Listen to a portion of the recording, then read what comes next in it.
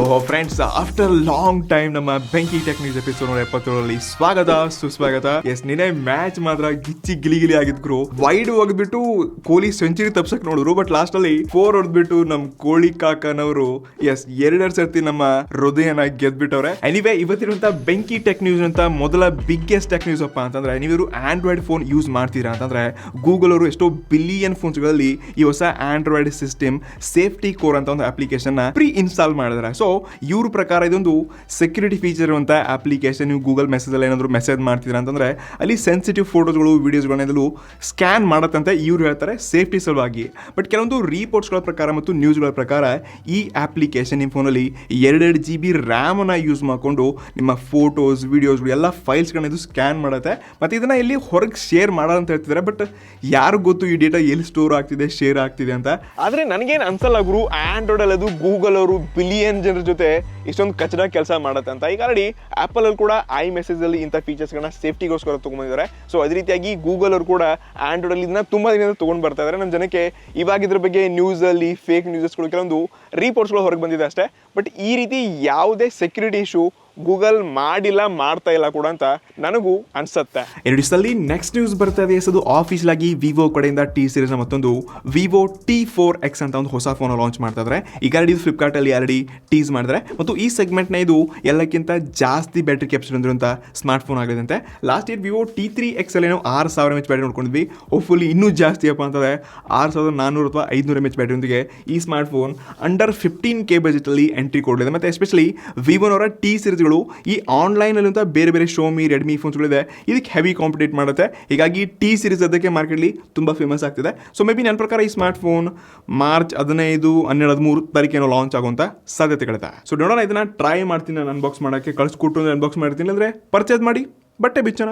ಎರಡು ದಿವಸದಲ್ಲಿ next news ಬರ್ತಾ ಇದೆ. ಗೂಗಲ್ ಪೇ ಯೂಸರ್ಸ್ಗೆ ತುಂಬಾ ಒಂದು ದೊಡ್ಡ ಬ್ಯಾಡ್ ನ್ಯೂಸ್ ಅಂತ ಹೇಳ್ಬೋದು.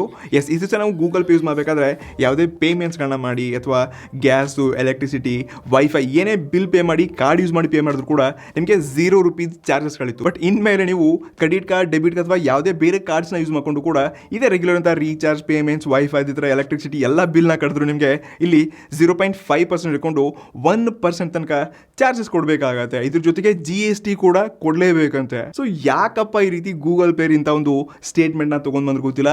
ಓವರ್ ಆಲ್ ನಮ್ಮ ಭಾರತದಲ್ಲಿ ಪ್ರತಿ ವರ್ಷ 182 ಲಕ್ಷ ಕೋಟಿ ಜನ UPI ಟ್ರಾನ್ಸಾಕ್ಷನ್ ಮಾಡಿದ್ರಲ್ಲಿ 37% ಗೂಗಲ್ ಪೇ ಇಂದಾನೆ ಮಾಡ್ತಾ ಇದ್ದಾರೆ. ಸೊ ಇದ್ರ ಮಧ್ಯೆ ಇವ್ರಿಗೆ ಎಲ್ಲಿ ಕ್ಯಾಶ್ ಕಮ್ಮಿ ಬಿತ್ತು, ದುಡ್ಡು ಟ್ರಾನ್ಸಾಕ್ಷನ್ ಕಮ್ಮಿ ಆಗ್ತಿದೆ. ಪ್ರತಿ ವರ್ಷ 40% ತನಕ ಇನ್ಕ್ರೀಸ್ ಆಗ್ತಾನೆ ಹೋಗ್ತದೆ UPI ಪೇಮೆಂಟ್ಸ್. ಬಟ್ ಇಲ್ಲಿ ಈ ಟ್ಯಾಕ್ಸ್ ಬಂದ್ಬಿಟ್ಟು ಸ್ವಲ್ಪ ಲೆಫ್ಟ ಮಾಡಿ ಅಂದ್ಕೋಬೋದು. ಬಟ್ ಕಾರ್ಡ್ ಯಾರು ಯೂಸ್ ಮಾಡ್ತಾರೆ ಅವ್ರಿಗೆ ಸ್ವಲ್ಪ ಲೈಕ್ ಇನ್ನು ಚಾರ್ಜಸ್ ಇಲ್ಲಿ ನೀವು ಕಟ್ಟಲೇಬೇಕು. ಸೊ ನಿಮ್ಗೆ ಏನು ಅನ್ಸುತ್ತೆ, ಗೂಗಲ್ ಪೇ ಒಳ್ಳೆ ಕೆಲಸ ಮಾಡ್ತಾ? ಇಲ್ಲಿ ಗೂಗಲ್ ಪೇ ಮಾಡಿದ್ರೆ ಮೇಲೆ ಫೋನ್ ಪೇ, ಪೇಟಿಎಂ ಇವರು ಸುಮ್ಮನೆ ಇರ್ತಾರೆ, ಇವರು ಕೂಡ ಹಿಡನ್ ಚಾರ್ಜಸ್ಗಳನ್ನ ಡೆಫಿನೆಟ್ಲಿ ತೊಗೊಂಡು ಬಂದೇ ಬರ್ತಾರೆ. ಬಟ್ ಇದು ತುಂಬಾ ಜನರಿಗೆ ಬ್ಯಾಡ್ ನ್ಯೂಸ್. ಇಡೀಸಲಿ ನೆಕ್ಸ್ಟ್ ನ್ಯೂಸ್ ಬರ್ತಾ ಇದೆ. ಇವತ್ತಿನ ಬೆಂಕಿ ಟೆಕ್ ನ್ಯೂಸ್ನ ಬೆಂಕಿ ಮಸಾಲೆ ಸುದ್ದಿ ಅಂತ ಕರಿಬಹುದು.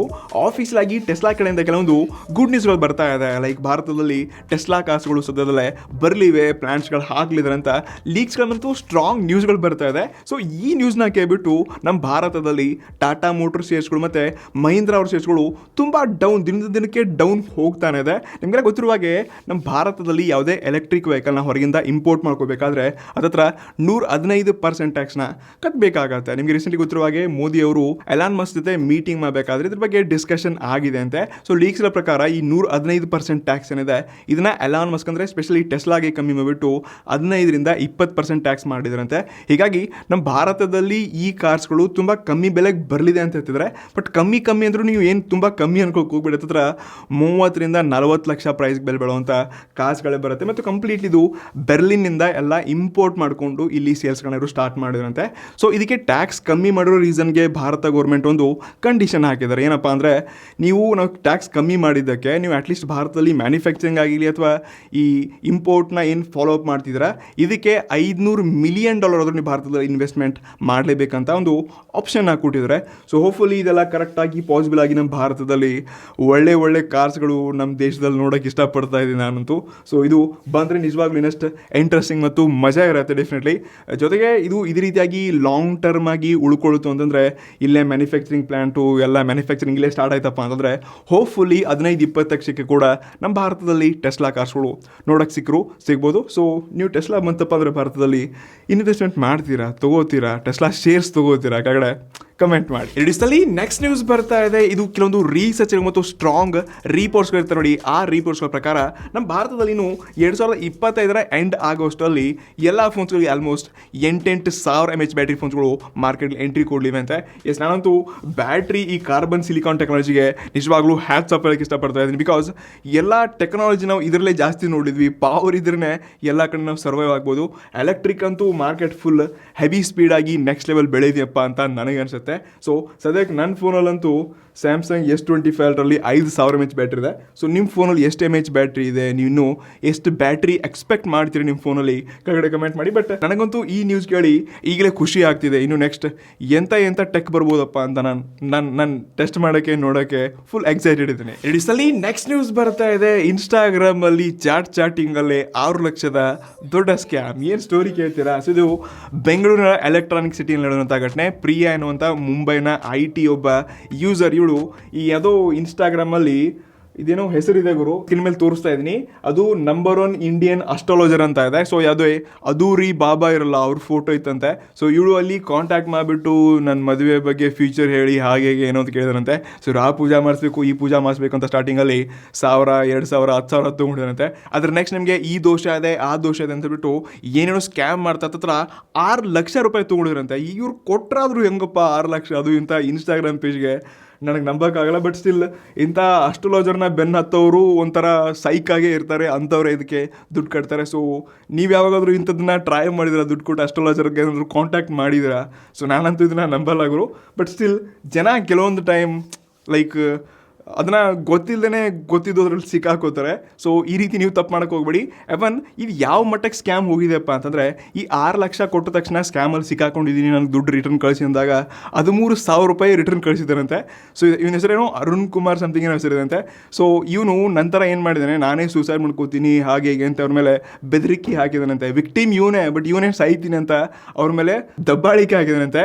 ಇಷ್ಟಲ್ಲಿ ಈ ಮ್ಯಾಟ್ರ್ ಇಲ್ಲೇ ಮುಗಿದಿಲ್ಲ. ಪೊಲೀಸ್ ಕಂಪ್ಲೇಂಟ್ ಅಲ್ಲಿ ತನಕ ಹೋದಾಗ ಈ ಪ್ರಿಯಾ ಅನ್ನೋಳಿಗೆ ಒಬ್ಬ ಲಾಯರ್ ಕಾಲ್ ಮಾಡಿಬಿಟ್ಟು ಇವನು ತುಂಬ ಫ್ರಸ್ಟ್ರೇಷನ್ ಒಳಗಿದ್ದಾನೆ, ಸೂಸೈಡ್ ಮಾಡ್ಕೊ ಲೆಕ್ಕಕ್ಕೆ ಬಂದಿದ್ದಾನೆ, ಸೊ ಇದನ್ನು ಹಿಂತಗೋ ಹಾಗೆ ಅಂತ ಕೂಡ ಈ ಚಾಟ್ ಕನ್ವರ್ಷನ್ ಕೂಡ ಆಗಿದೆ ಅಂತೆ. ಫೋನ್ಸಲ್ಲಿ ಕೂಡ ಮಾತಾಡಿದ್ರಂತೆ. ಬಟ್ ಯಾವ ರೇಂಜಿಗೆ ಸ್ಕ್ಯಾಮ್ ಆಗ್ತಿದೆ ಮೊದಲು ನಾವೆಲ್ಲ ಕೇಳ್ಕೊಬೇಕಾದ್ರೆ ಫೋನ್ಸಲ್ಲಿ 1-2 ಜನ ಸ್ಕ್ಯಾಮ್ ಮಾಡಬೇಕಾದ್ರೆ ಇವಾಗ ಲಾಯರು, ಪೊಲೀಸು ಅದು ಇದು ಹಿಡ್ಕೊಂಡೆ ಎಲ್ಲರೂ ದೊಡ್ಡ ಸ್ಕ್ಯಾಮ್ಸ್ಗಳನ್ನ ಇಡೀ ಟೀಮ್ ಬಿಲ್ಡ್ ಮಾಡ್ಕೊಂಡೆ ಮಾಡ್ತಿದ್ದಾರೆ. ಅಂದರೆ ನೆಕ್ಸ್ಟ್ ಲೆವೆಲ್ ಸ್ಕ್ಯಾಮ್ಸ್ಗಳು ಆಗ್ತಾ ಇದೆ. ಇದ್ರ ಬಗ್ಗೆ ಸ್ವಲ್ಪ ಅಲರ್ಟ್ ಆಗಿರಿ. ಐ ಹೋಪ್ ಇವತ್ತಿನ ಬೆಂಕಿ ಟೆಕ್ನಿಕ್ಸ್ಗಳು ಸ್ವಲ್ಪ ಕಮ್ಮಿ ಏನಾಯಿತು. ಬಟ್ ಪ್ರತಿ ವಾರ ಇದೇ ರೀತಿಯಾಗಿ ಹಾಟ್ ಇಂಪಾರ್ಟೆಂಟ್ ವಿಷಯಗಳನ್ನ ನಿಮ್ಮಂತೆ ತೊಗೊಂಡು ಬರೋಕ್ಕೆ ಪ್ರತಿ ವಾರ ನಾವು ಟ್ರೈ ಮಾಡ್ತೀವಿ, ಆಯಿತಾ? ಸೊ ನಿಮ್ಮ ಪ್ರೀತಿ, ಸಪೋರ್ಟ್, ಲೈಕ್ ಇದೇ ರೀತಿಯಾಗಲಿ. ನಾವು ಕೇಳುವಂಥ ಕ್ವಶನ್ಸ್ಗೆ ಎದೆಬಿಟ್ಟು ಕಮೆಂಟ್ ಎಲ್ಲ ಮಾಡಿ ಸಿಗೋಣ ಮುಂದಿನ ಬೆಂಕಿ ಟೆಕ್ನಿಕ್ಸ್ ಎಪಿಸೋಡಲ್ಲಿ ಇರೋದು. Take ice next one. ನಮಸ್ಕಾರ.